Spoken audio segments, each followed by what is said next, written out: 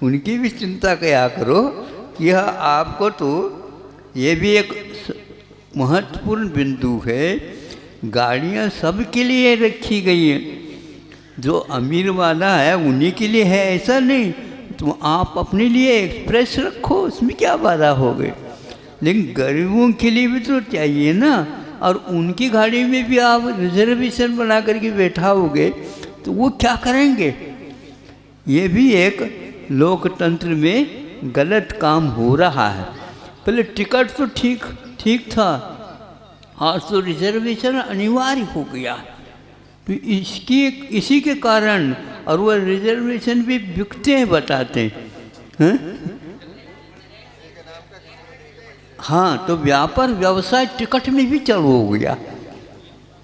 और गवर्नमेंट समझते हुए भी समझती नहीं, क्योंकि आप ही तो गवर्नमेंट है और कौन होता।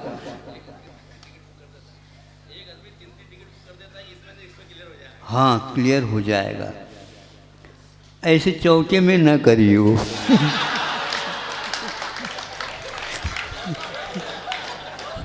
नहीं तो 3 स्थानों पर खड़े होकर के महाराजों को लेकर के जाओ, हैं? हाँ, तो इस प्रकार हमें जब तक मुक्ति नहीं मिलेगी तब तक मुक्ति के बीच में कहाँ पर स्टेशन है वहाँ अनिवार्य है, उनको भी देख करके रहना चाहिए, ताकि हमें अविलंब रूप से वह स्थान उपलब्ध हो जाए। तो इस प्रकार बाहुबली, भरत और वृषण तीनों जीवों ने पूर्व जीवन में मुनि बनकर के साधना की थी, और कुछ कमी रह गई तो सर्वार्थ सिद्धि पहुँच गए, और इस भाव में आकर के वह तीर्थंकर बने, एक चक्रवर्ती बने और एक कामदेव बने। ऐसे ही एक ही घर के 3 पात्र महापुरुष के रूप में और बड़े पदों को लेकर के विश्व के कल्याण के लिए भी सोचा, समझा और उपदेश दिया, और अंत में अपना भी कल्याण कर लिया है। अहिंसा परमो धर्म। अच्छे रेल वगैरह के माध्यम से स्नान कराया गया है।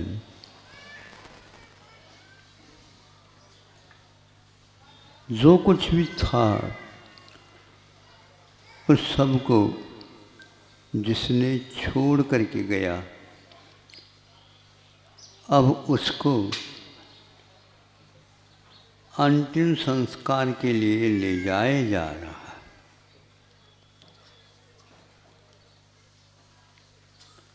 अब वहाँ पर जाने के उपरांत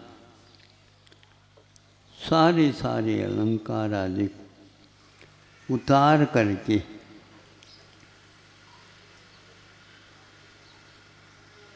उसके गले में खूब सुगंधित गुलाब के फूल की माला,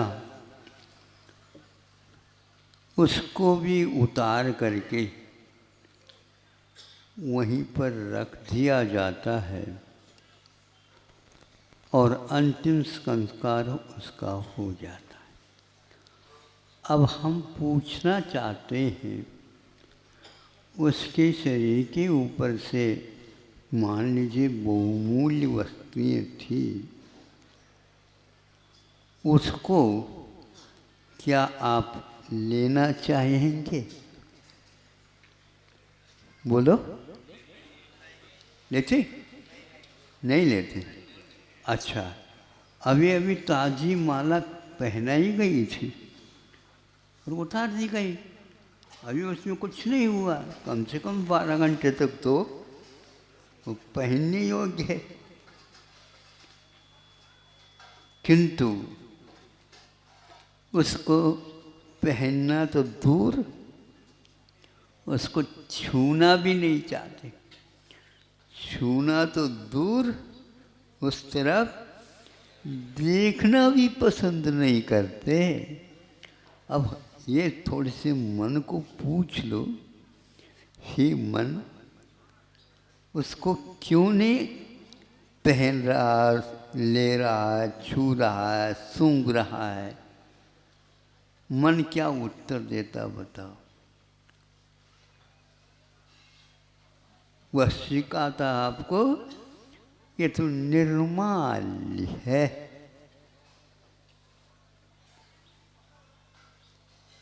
ये माला तो है लेकिन निर्माल्य है। उसमें गंध है क्या? नहीं, गंध तो है, लेकिन उस गंध को सूंघने के लिए नाक को पहले से प्रशिक्षित किया है। इसको सूंघना नहीं, सुर्खी भी नहीं लेना। यह जब आपको ज्ञात है तो आचार्यों ने ये कहा है, संसार में जितने भी पदार्थ दिख रहे हैं उन सब को समय समय पर यथावत बार बार आप लोगों ने भोगा और छोड़ा, भोगा और छोड़ा। एक भी कण, एक भी पुद्गल शेष नहीं रहा, फिर भी एक बूंद और टपकने को है। क्या है ये? उसको समझता है, आज तक इसको हमने सूंघा नहीं, छुआ नहीं, चखा नहीं, आदि आदि। ऐसी धारणा क्यों बनी? ये मन की ही धारणा है। इसको हमने पाया नहीं आज तक, जबकि ग्रंथकार कह रहे हैं अनंते बार इसको ग्रहण करके छोड़ दिया। मुहुर मुहुर भुक्त्वा बुद्धितम इदम्, बार बार भोग करके ये छोड़ा हुआ है। अनंत भोक्ताओं के द्वारा भी ये भोग करके छोड़ा हुआ है, और फिर भी एक बार देख लेता हूँ, अभी नया नया जैसा लग रहा है। शरीर भी अपना नया नया जैसा लगता है, और जैसे पुराने कपड़े को उतार करके नए कपड़े को पहनते हैं, उसी प्रकार इस शरीर को ओढ़ लिया जाता है। यह सम्यक दर्शन होने के उपरांत भी भान में नहीं रहता। अन्यथा चक्रवर्ती आदि इन भोगों के पीछे भी क्यों पड़े? जब तक पढ़े तब तक वह राज दरबार में ही अटके रहे। कई लोग उनके सामने से वही राग धारण करके चले गए, वहीं के वहीं रह गए। हाँ, ये इसमें ऐसा सम्मोहन शक्ति है। सम्मोहन समझते हो कि उसको एक बार देख लेगा तो दोबारा उसी ओर उसकी ध्यान दृष्टि चली जाती। ऐसे अच्छे अच्छे व्यक्तियों के भी दृष्टि उस ओर चली जाती है। इसी को बोलते हैं मोह महामद पियो अनार। एक बार वह शराब की जो चख लेता है तो फिर उसको वह छूटती नहीं आदत, बार बार उसका वह सेवन करता। शुद्ध भोजन आदि तो लेते हैं, लेकिन आचार्य कह रहे हैं इसको सुबह ले ले और शाम को और पुनः भूल जाए, पुनः ले ले, पुनः अंतों को रख ले, पुनः भूल जाए। सुबह उठते ही है भूख भूख चिल्लाए, घर वालों को परेशान कर दे। ये रोजमर्रा चल रहा। रोजमर्रा का समझते हो अर्थ क्या है? है। ये प्रतिदिन प्रति घड़ी क्षण चल रहा है। इसके अलावा हमें बता दो घरों में और क्या होता है, नया कोई चीज हो है? जो कल था वही है, जो सुबह था वही शाम, वही मध्याह्न है, सोया उठा तो ही वही है। और उसमें थोड़ी सी प्रतिकूलता हो तो घर वालों के ऊपर आंखें कैसे होती हैं, लाल लाल होती। नहीं समझे? उस ललाई को आप नाखून के ऊपर चिपकाया करो।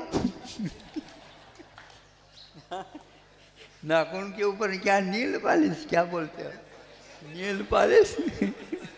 हाँ, क्या है ये? मतलब अज्ञान से भरा हुआ है संसार, इसमें कोई भी कमी नहीं पड़ सकती। पड़ गई तो वह पारा गर्म हो जाता।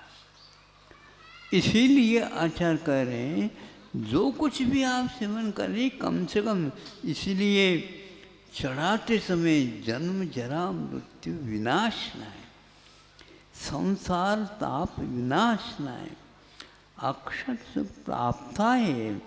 ये सब क्या है, उनको ध्यान में लाओ और अर्घ चढ़ाओ तो आनंद आएगा। सम्यक दृष्टि को इसी का नाम का आनंद आता है कि यही एक मार्ग है जिसके माध्यम से हमें वह सुख मिलने वाला है। मोह के त्याग के लिए, इन नशाओं को कम करने के लिए ये सब बातें बताएं, किंतु वह अपने आप ही भूल जाता है। बार बार समझाना पड़ता है और बच्चों का स्वभाव बार बार भूल जाना। यहाँ तो संसारी प्राणी सागरोपमायु के बाद भी यही सब काम करते हुए भी अंत में जब वह मरणासन होता है तो उसकी बात तो हम क्या कहें। अभी तो इतना ही पर्याप्त है। निर्माल्य क्या है या आप समझ लीजिए, बाकी सब कोई आवश्यकता नहीं है। एक कण भी साफ सुथरा नहीं है। अब कैसे कहें बताओ? बच्चों को आप समझाओ, बच्चे समझते हैं कि दादाजी हमें समझा रहे हैं, लेकिन हमें तो समझ में नहीं आ रहा। लेकिन अभी तक दादाजी को क्यों नहीं समझ में आया, यह नाटी भी सोचता होगा। कभी पूछ लो, आप भी चलो दादाजी, तो दादाजी कहते नहीं। क्यों नहीं? बहुत कठिन है। इसलिए बार बार 12 भावनाओं का चिंतन, सोने कारण भावनाओं का चिंतन ऐसे करते जाओ जिसके द्वारा इसके प्रति जो लगाव है उसमें कमी आ जाए। कमी आ जाना भी बहुत अच्छा माना जाता है। उसका तो हम आज नहीं बताना चाहेंगे, फिर देख लेते हैं। आज निर्माल्य की बात आपको कह करके जागृत करते हैं। सोइयो नहीं। अब अहिंसा परमो धर्म की कुंद कुंद भगवान के, आचार्य गुरुवर श्री ज्ञान सागर मुनि महाराज की।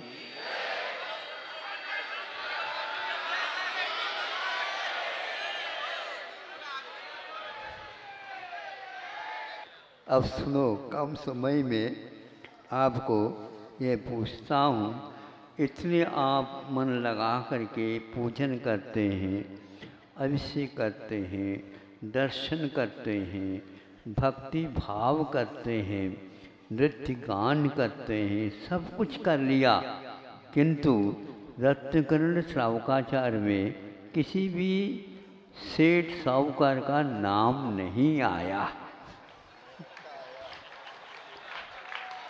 और सुनो सुनो, इतना ही नहीं, बदले में एक आपके स्थान पर मेंढक का नाम आया है।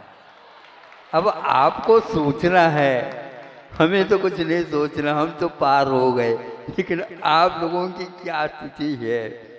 मतलब ये हुआ कि वह एक प्रकार से आप लोगों से कई गुना आगे है।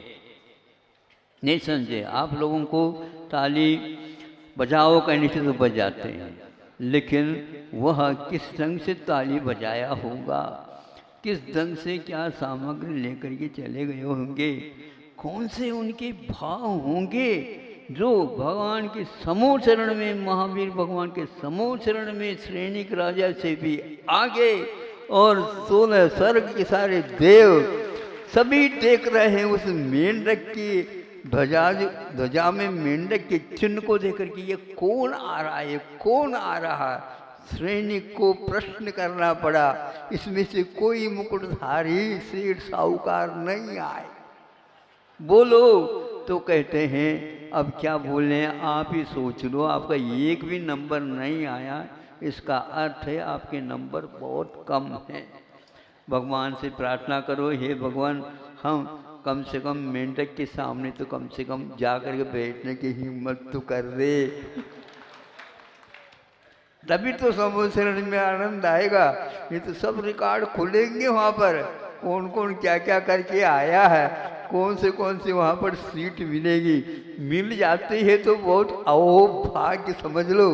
अभी से टिकट लेना प्रारंभ कर दो। अहिंसा परमो धर्म की।